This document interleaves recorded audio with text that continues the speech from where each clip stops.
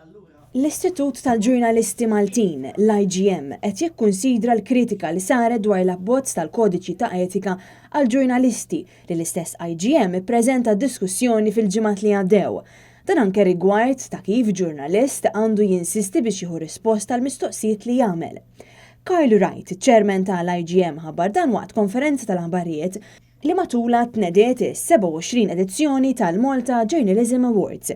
Għal-mistoqsija ta' Net News dwar il-kritika li saret tal-abbozz tal-Kodiċi ta' Etika għal-ġurnalisti l-aktar f'dak li għandu x'jaqsam fl-insistenza tal-ġurnalist biex jingħata risposta għal-mistoqsijiet tiegħu jekk l-abbozz kif propost jistax ixekkel ix-xogħol tal-ġurnalist, Kyle Wright wieġeb hekk.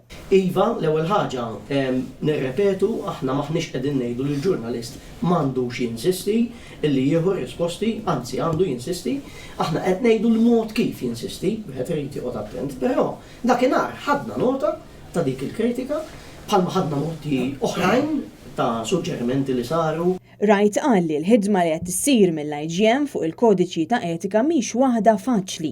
Nkun onest ngħid illi mhix qed tkun faċli biex ċertu nies stess li poġġew ċerta kritika wkoll x'aħna rridu dawn it-tip ta' nies on board li jkommettu lilhom infushom jgħidulek isma' jiena jekk tagħmlu dak il-focus group se niġi.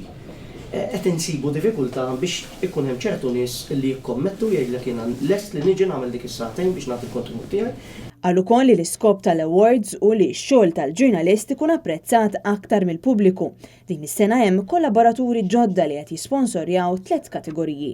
Dawn huma AX Holdings li qed jisponsorjaw l-artikli ta' opinjoni, il-Malta Public Transport li qed tisponsorja l-kategorija ġdida ta' stejjer umani u l-Fondazzjoni Valletta 2018 li qed tisponsorja żewġ unuri marbutin mal-ħidma tal-V18. Roderick Aġus, membru tal-IGM li hu responsabbli mill-loġistika tal-awards, ta' dettalji dwar 19 il-kategorija differenti li se jkunu premjati. Il-finalisti se jitħabbru f'serata li se ssir fis-27 ta' Marzu u ċ-ċerimonja tal-preżentazzjoni se ssir fis-6 ta' Mejju.